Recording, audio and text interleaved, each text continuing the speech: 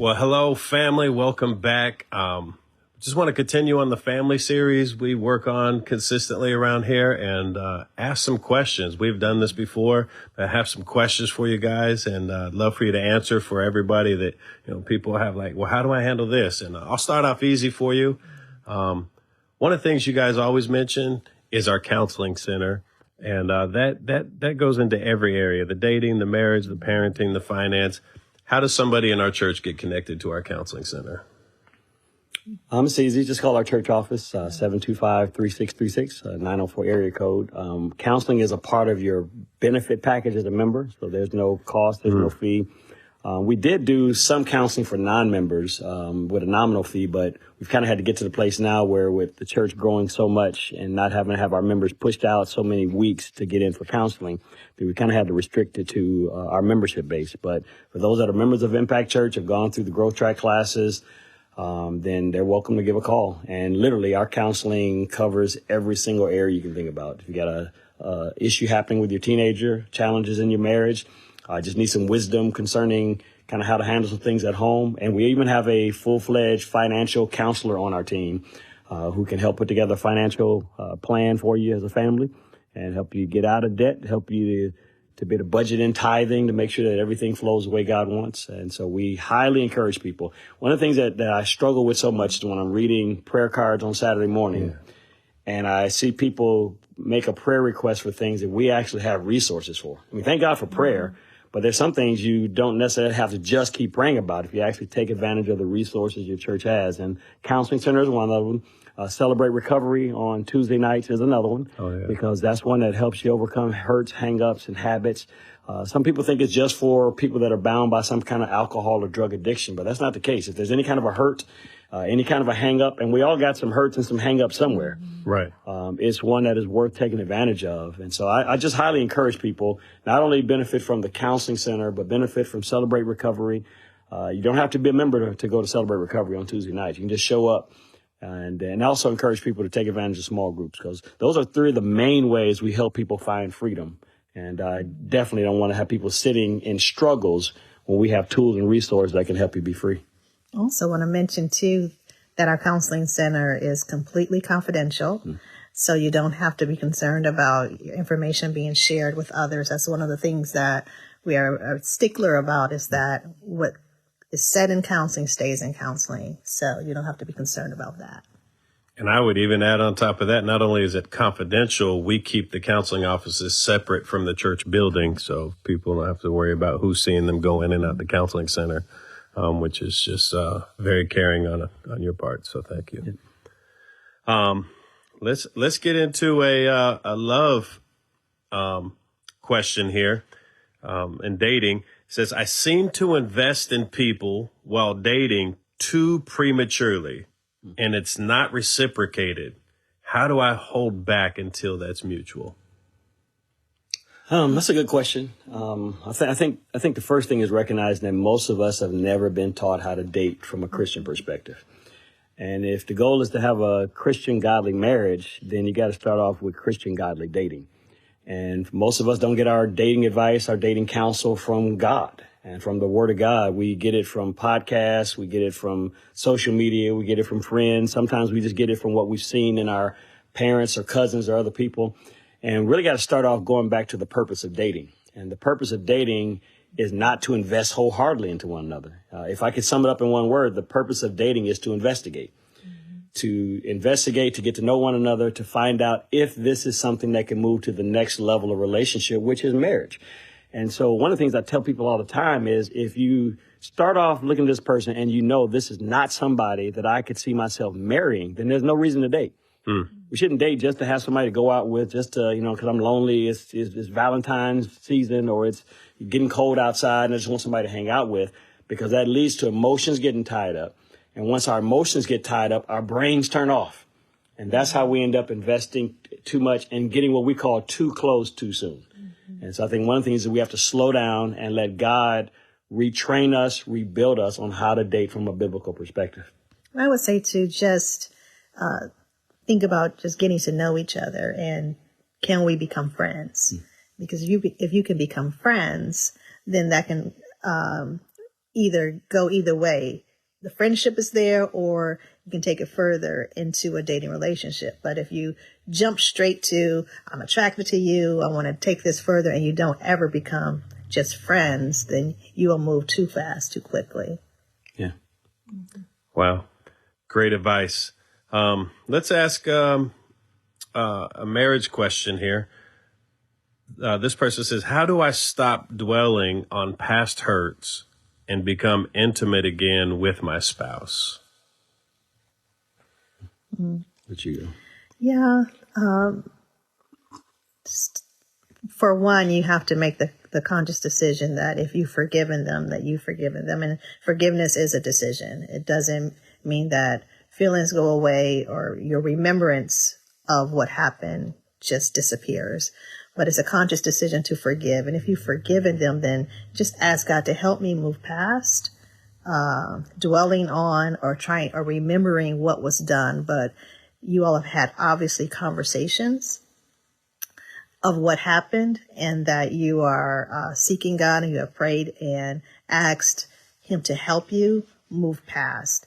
And it really boils down to the other spouse making sure that whatever agreement and boundaries you have had in place, that they are not repeating behaviors that causes questions or insecurities or mistrust to creep back into your relationship.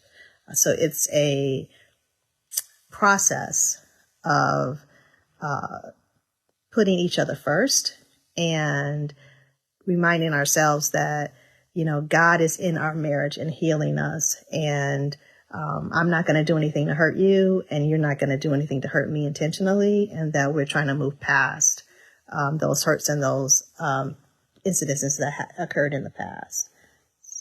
Yeah, a lot of people confuse forgiveness with being a license. And they think if I forgive them and if I tell them I forgive them, that's going to make them let their guard down and go and do again what may have happened before that caused the injury.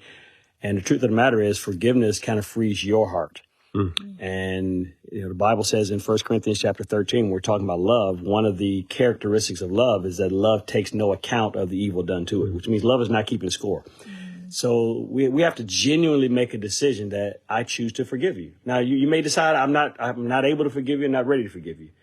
Truth of the matter is you do have the capacity, because God is one who put the ability to forgive in our hearts. We just have to decide, am I ready and willing to forgive? But once I've made a decision to forgive, part of that forgiveness is I'm wiping the slate clean, and I'm going to treat you as if whatever happened before didn't happen. Doesn't mean that it didn't happen. Doesn't mean I don't still remember it. It means I'm choosing to treat you as if it didn't happen. Now, that comes with some strings attached, though. Because I can't treat you as if it didn't happen if you're still doing things that make me remember that it did happen. So it's really on the offending spouse to set an atmosphere where forgiveness becomes easier. That means that whatever secrets were there before, whatever hidden things, whatever they were not willing to disclose before, whatever steps were taken to put that person in position to offend their spouse, then the offending spouse has to be willing, this is the key word, to do whatever is necessary to help regain the trust of my spouse. To say I want to enter back into a place of being intimate again, intimacy is not something I can just give you. It's something that's actually earned. The ability to be intimate means that I'm willing to let my walls down. I'm willing to not have to study everything. I don't have to look at your eyebrows to see if you're telling the truth, if one eyebrow's twitching, or if your cheeks expand when you say what you said. The only way I get to that place of true intimacy is that I have to, over time, regain trust that what you're telling me is actually true. And for the person that has been the offender, most times that means oversharing. You don't have the right to keep it to myself, or I don't want to feel like somebody is intruding or telling me what to do. I got to check in with somebody. Well, when we made the bad decision to break trust, I lost that ability to say, you ought to trust me.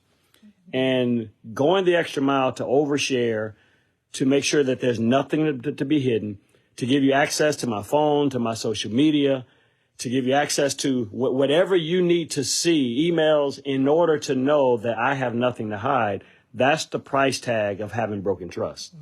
The good news is if I do it long enough and consistently enough, I can rebuild trust and actually get to the place where the trust is even stronger than it was before.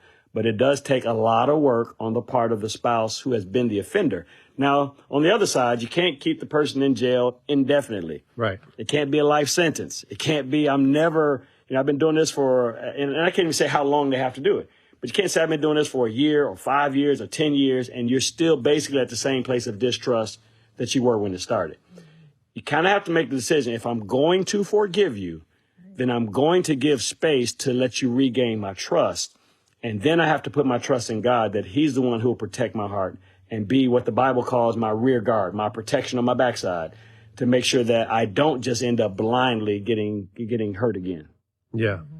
And I would even think that we would recommend marriage counseling, but sometimes you just need counseling if you've been hurt or offended, and take that to the counseling center and find out what makes me hold on to things maybe a little bit longer than I should. But take advantage of our counseling center. It's free if you're a member. Yeah, and I'd also add, though, and I know this is sometimes tough to hear, but anytime there's a breach in a marital relationship, there's something to be learned on both sides. We typically look at the spouse that was the offender, the spouse that had the affair, the spouse that did something that they shouldn't have, and we pay attention to their behavior. But we also, if we're going to do a postmortem, got to go back and look at what were the triggers. This is not what led to it. It's not what caused you to do it. We got to accept our own accountability. But we do need to ask the question, is there anything I could have done differently? Is there anything I could have been better at? Maybe it's communication. Maybe it's being open to hear stuff that may be tough to hear.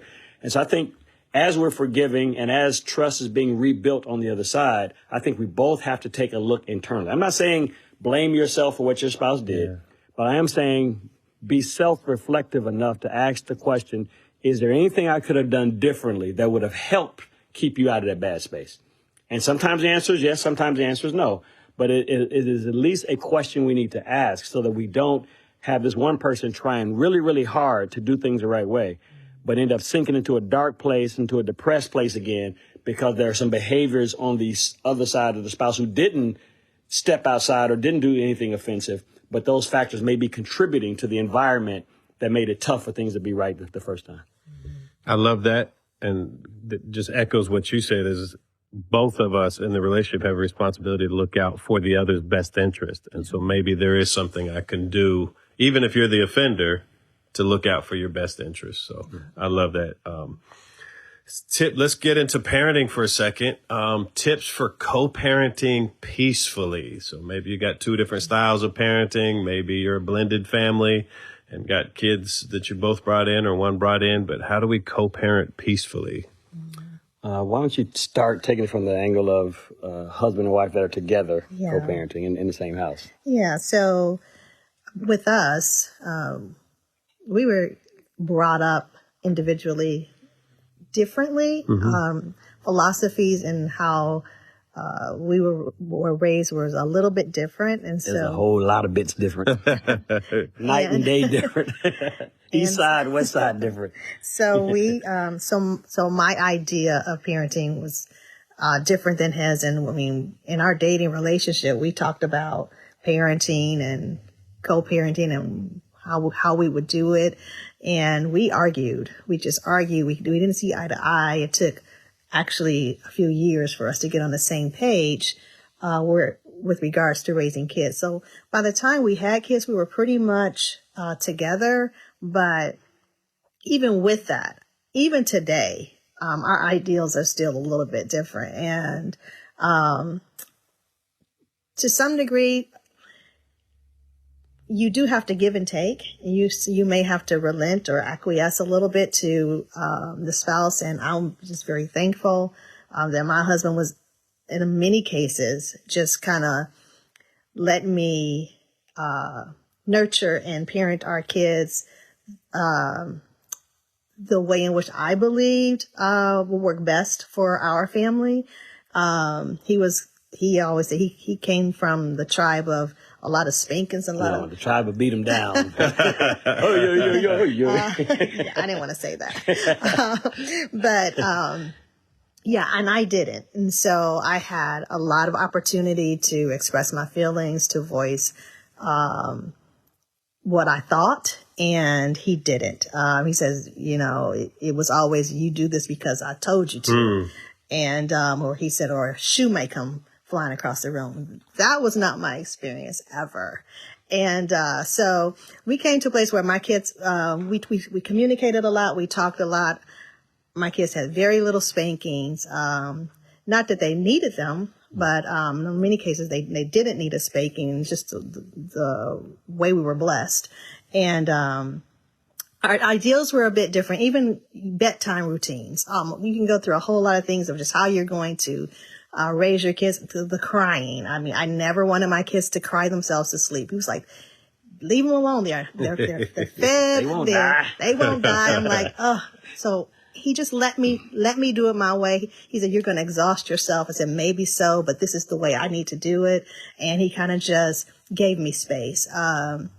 So that is communication, on getting on one page with your spouse on just how we're going to do things, and just supporting each other in certain things. And there were certain things that he didn't budge on. And if this was what our family was going to do, that this is where we're going to be in church. We're going to, you're not going to be disrespectful. I mean, they can't, express themselves in a way that they're going to express it in a disrespectful way. So there are certain things that, I know this is what dad wants and this is how it's going to be. So we just kind of support each other in what the things that are most important to each other in raising our kids. And it worked. So.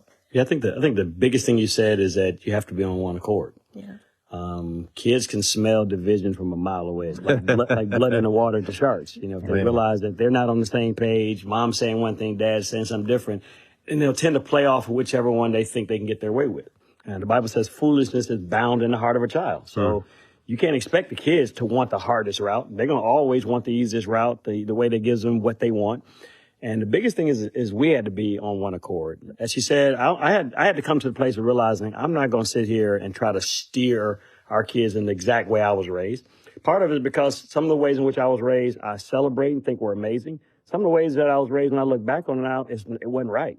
And my mother would even tell you to this day, if I had it to do over, there's some things I would do differently. And so, to some degree, I didn't have a whole lot of trust in how I was raised. Right. When we first started dating, I was kind of married to how I was raised. Because, you kind of have a pride, and I turned out good.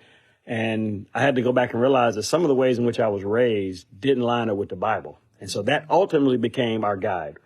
What would the word say about this? Mm-hmm. And some of the things that I would have been stressing about, the Bible didn't really make a big deal over. And so I had some non-negotiables. Like you said, our family was going to be a family that went to church. That was not something that we're going to sit and ask them at 8-year-old or 12-year-old or 15-year-old or 17-year-old, do you want to go to church?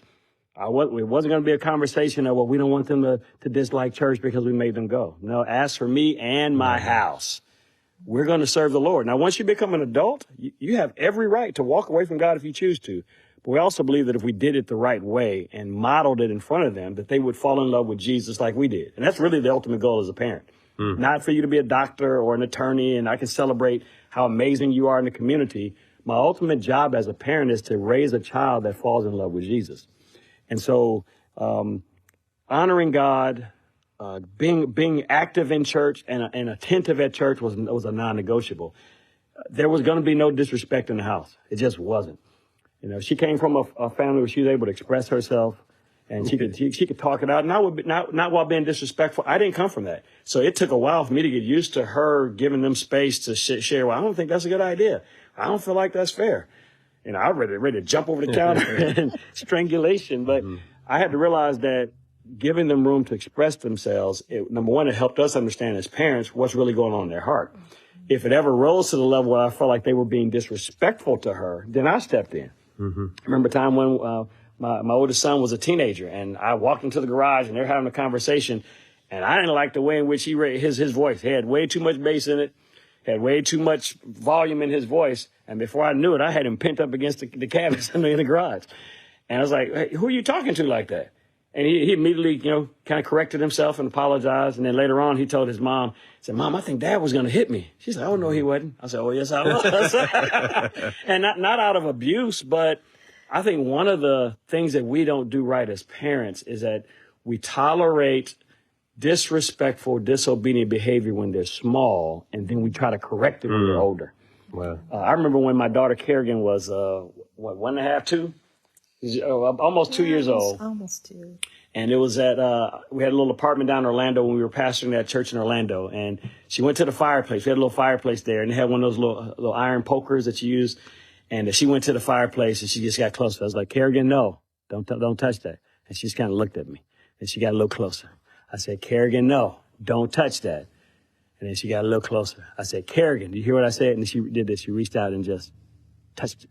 Just touched it. Now, for most people, that's not that big a deal. She's just being a 2-year-old. But I had to go over. I didn't start wailing on her, of course not. But I did tap her little hand, and it hurt my heart. She cried. I cried. She cried. But I had to help her understand I've got to get her attention and my son's attention when they're young, so that our voices register as they get older. I don't want to have to. The reason why we didn't have to spank our kids, I think Kerrigan may have had 2 spankings her whole life. Kaden may have had 3. Our youngest son, Kazan, has never had an actual spanking.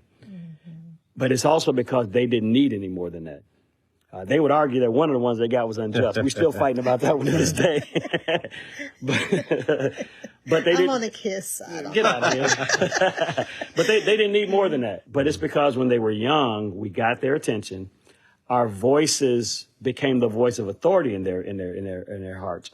And I share with her this analogy. I say we need for our voice to register. So if they're running it toward the street from the driveway, and we yell out, Kerrigan, stop, Caden, stop, Kazan, stop.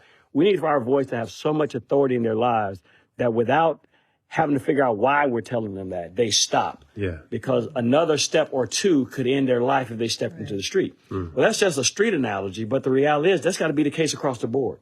Even to this day, as adults, we have kids who are adults, but our voices still ring in their hearts. We don't helicopter over them. We don't try to manipulate them and make them do what we want them to do. We give them space to live for God or not live for God.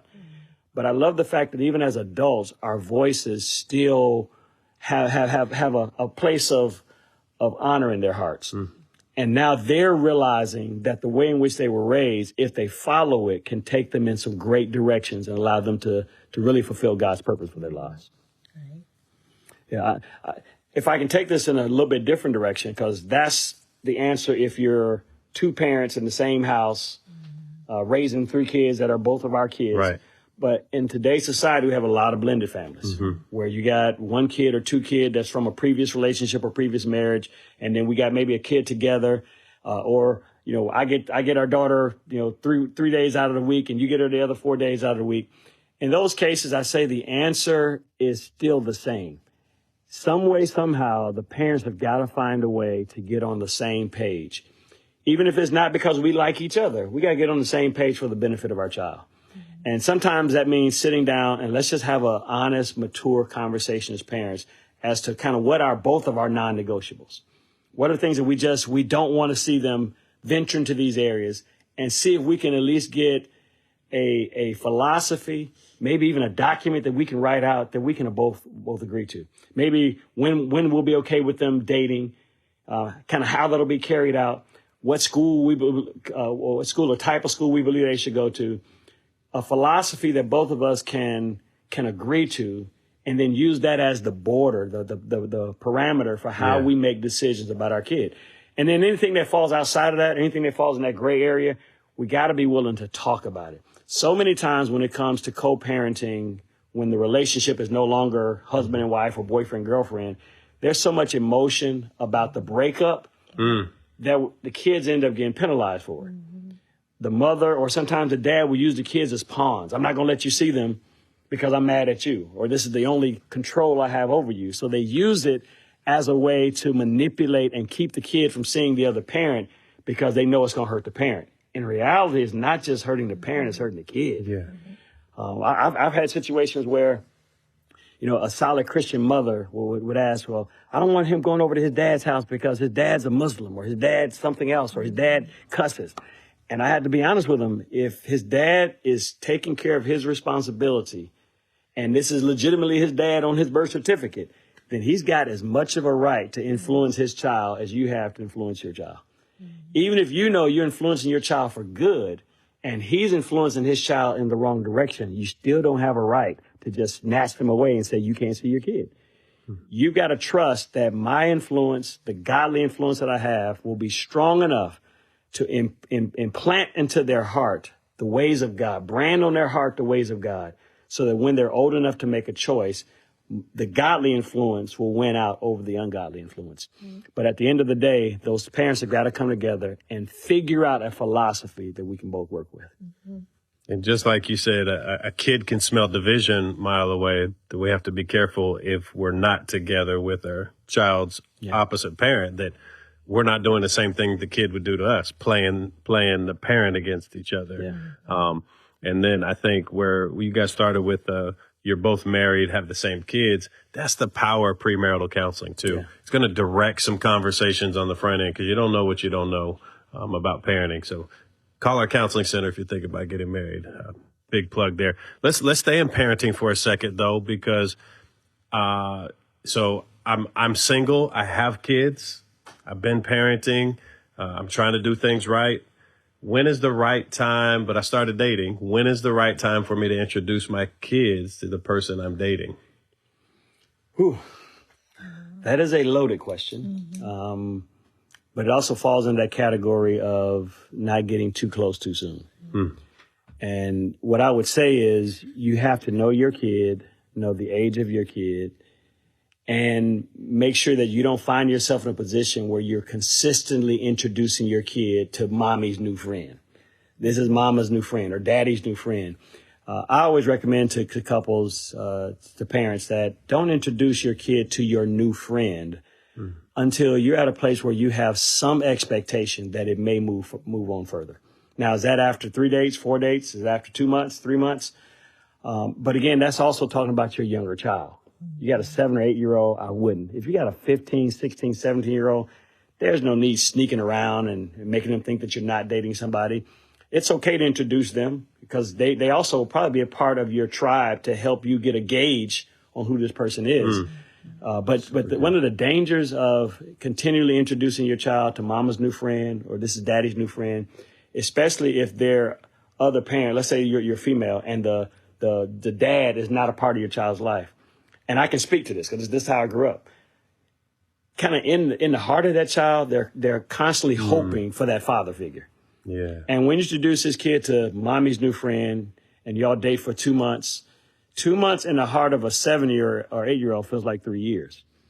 And you allow them to start picking them up from school and they're taking them to their basketball games.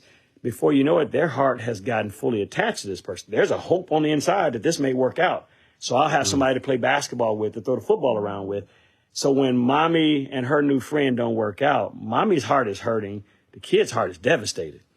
And when that hurt happens over and over, the kid can get to the place where they end up shutting down on the expectation or the desire to even have a relationship with a male figure like that, because they've gone through so much trauma. So it's a loaded question because there is no specific time frame, but you got to know the age of your child, the circumstances surrounding it. But at the end of the day, if it's a younger child, I would not introduce them to another friend until I was fairly certain that it was going to go further. Now we got to wrap this up right here, but I think it's important for that other parent to do what's in the best interest of their kids. Sometimes what's in the best interest of the kid is to not date until the kid is out of the house. Right. And I know there's some mothers out there They screaming, just shut the podcast off right there. But the last thing you want to do is take the selfish approach. I need somebody in my life right now if your kid is not in a position where they can handle it. Now, I was that kid that no matter who my mother tried to date, I was going to hate him. I used to walk out the room mean mugging. I used to on purpose. I knew she had a friend over in the living room. I'd take my shirt off and walk through like I'm friends with a little bird chest. And I look over there and just mean mug them, just so they knew I didn't like them. And so you don't want to just let that kid control your life, but you also don't want to just move forward and keep going in a dating relationship without at least slowing down to consider your child, where they are mentally and emotionally, and if this next step in your life is a good step for them as well. So good. Wow, this is really powerful. And we are out of time on this session, but we will come back for another session and actually have a part 2 to that question. So I think we'll just start the next session with a part 2 of that. And I would love to hear your thoughts about it, PA. Thank you so much.